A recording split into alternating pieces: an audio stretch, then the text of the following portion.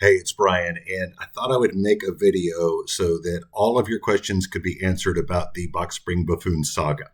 So, what happened was on March the 28th, a green truck, pulled up behind the liquor store in the alley, and it pulled up with a box spring in its bed, and it left without a box spring in its bed. Now, the cameras back there are motion activated and they only stay on for a short period of time. So we didn't get the actual guy getting out of the truck and unloading the box spring. And that plays big into this story later. So make sure you remember it. Here's the actual video from the cameras in the alley.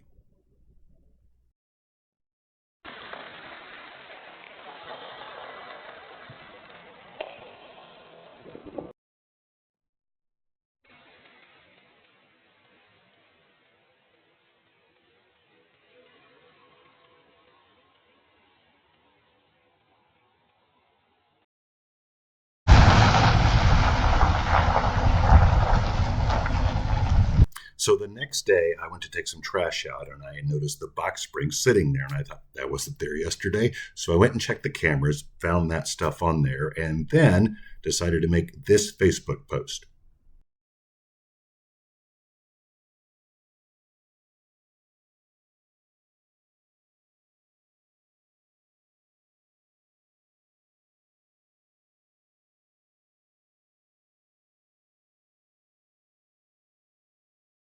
Obviously, he did not return and take me up on the offer to pick up his own trash and take it away. So that resulted in this Facebook post.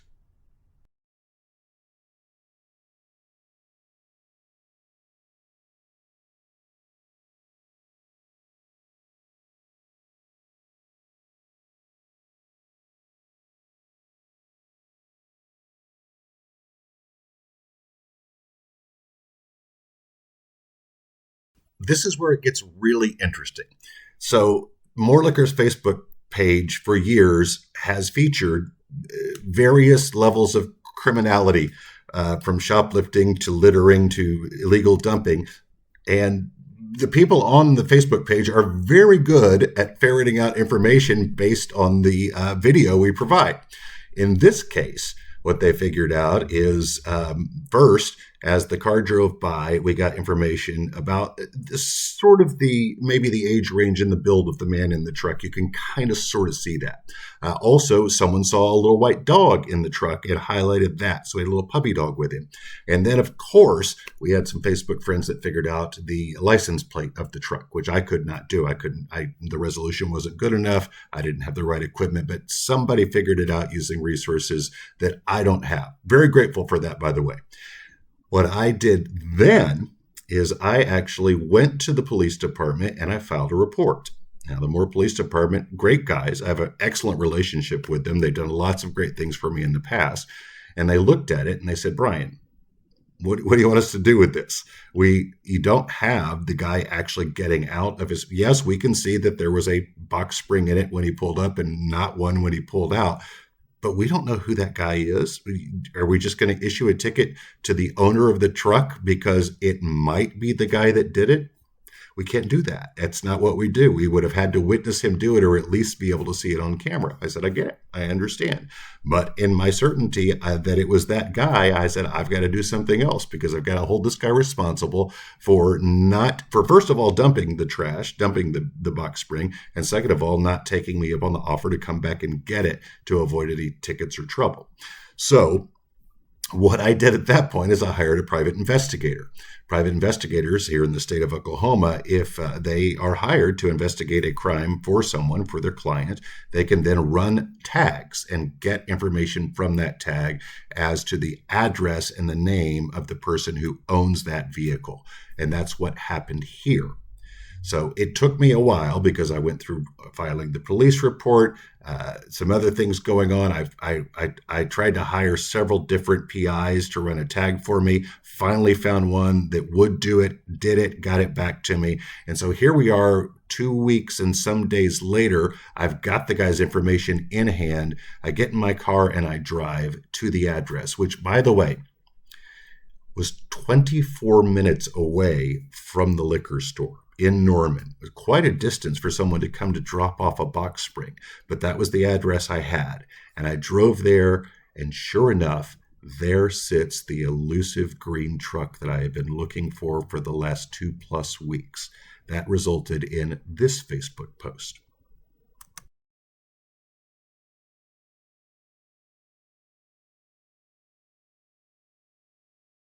So that post was on a Thursday. And what I needed to do now is get some friends together to help me load up that box spring. And oh, by the way, there was a mattress behind the liquor store as well. Actually, it was down behind another store in the strip mall that somebody else had left a couple of months earlier, but didn't get caught on camera doing it. So I thought I would take both at the same time to make a larger point. You leave a little box spring for me. I'm going to leave a box spring and a mattress for you. So everybody was not in town that following weekend. So it took until the next Saturday, which I guess would have been the 25th of April.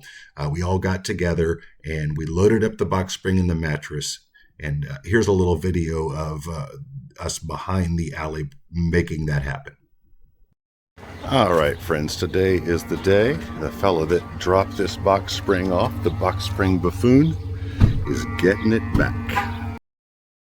So we load up the box spring and the mattress, me and my 3 friends, and we make the 24-minute trek from Moore into Norman, Oklahoma. And when we get there, I make this video.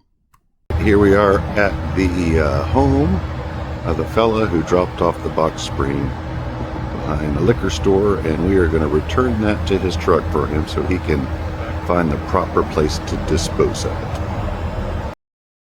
And we did just that. We pulled out the box spring, pulled out the mattress, unloaded it from my buddy's truck, loaded it in this guy's truck, and that's this picture. Which shortly thereafter resulted in this post.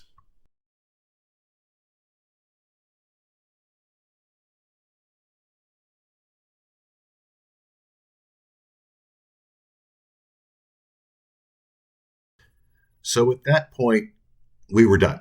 We did what we had come to do, returned the box spring plus a bonus mattress to the truck that we knew for sure had brought it to us, and that I was virtually certain was owned by this man, Billy's his name, and that he was the culprit that perpetrated the illegal dumping behind my store. But I had to know, why would someone drive 24 minutes from this apartment complex in Norman to my little liquor store in Moore, Oklahoma, just to dump a box spring behind in the alley? It didn't make any sense. He didn't shop at the liquor store. I looked at the cameras up front. He never stopped. He came in off of the main street, 4th Street, went right into the alley, dumped the box spring, and drove right back out. He didn't shop at any store in that strip mall, liquor store, any other store there. Didn't stop except to drop off the box spring. So I had to know. I had to understand why a 24-minute drive when there must have been at least 100 other places between his house and my store that he could have gotten rid of that box spring. But he didn't. So I looked at my buddy Clint and I said, I'm going to go knock on the door. I've got to ask the question. So we went. We went to his apartment and we knocked on the door. I stood in front. My friends stood behind me. And I recorded part of that conversation. It's never been played before now. Here it is.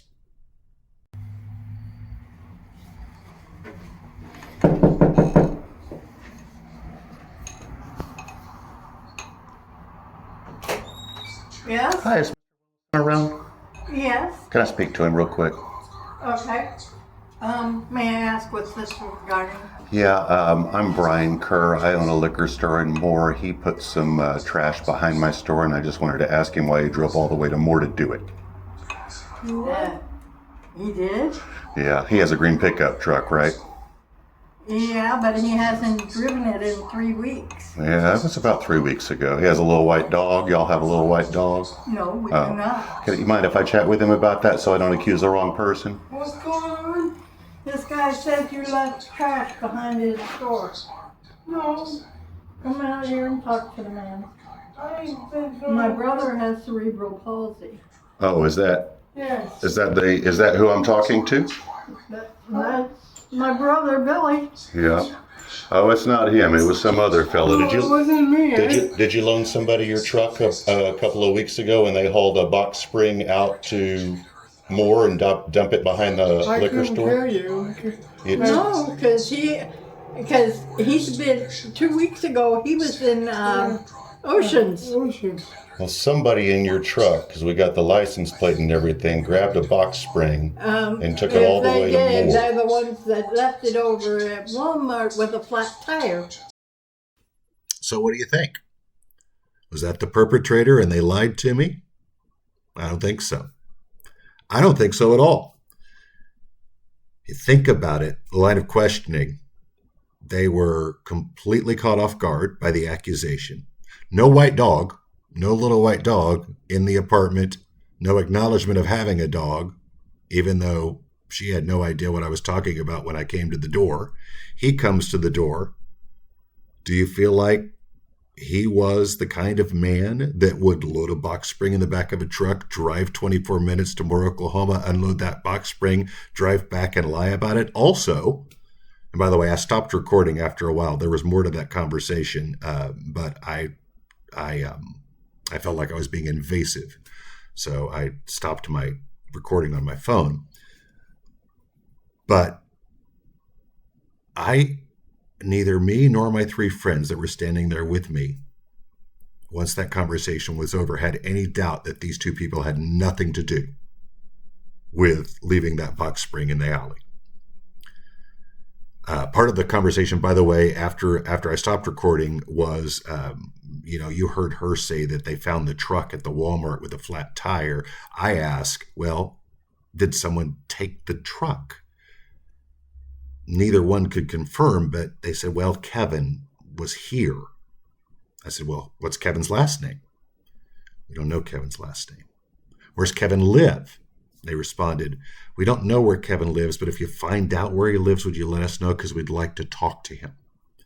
So I think Kevin, or somebody like Kevin, borrowed the truck to run some errands, dropped off a box spring that he didn't want anymore behind my liquor store, got a flat tire with the truck, limped it back to the Walmart somewhere in that Norman area, and then left it, and then brought the keys back and threw them inside the apartment when he came to visit again. That's my theory. I don't actually know what happened, but what I'm fairly certain of is that the guy that owns that truck, Billy, was not the perpetrator. So what do we do at that point?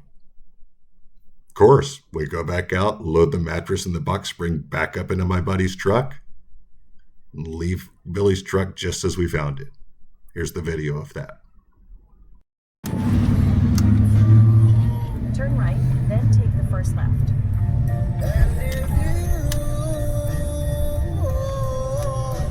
Just as left it just as we came. And that's that. My friend David, he loaded the mattress and the box spring back up, and he took them and disposed of them properly because David's a great guy. And we learned a nice lesson that day. And I know there's some missing pieces in there. I'm sure you would have liked to have seen my friends and I loading those things up and unloading them, but I didn't want to put them on camera because I didn't want to put them in a weird position if things went sideways. So I was the guy that agreed to be the only guy on camera that day. And so I can't show you the actual loading and unloading parts because they certainly were part of that. But that's what happened. We loaded it up in Moore, drove it 24 minutes to Norman, unloaded it into Billy's truck, went up, knocked on the door, talked to Billy and his sister, decided that they did nothing wrong, went back, unloaded it back into the truck, and David took it to the dump. That's the whole story. That is the lesson of not making assumptions. That is the lesson of due diligence. If you're going to do something, know who you're doing it to when you do it. And I feel so grateful that my curiosity got the best of me that day. And I said, I'm going to go up and knock on this door. And I didn't just leave that mattress and box spring in that poor man's truck, when now I fully believe that he had nothing to do with it whatsoever. Thanks for watching.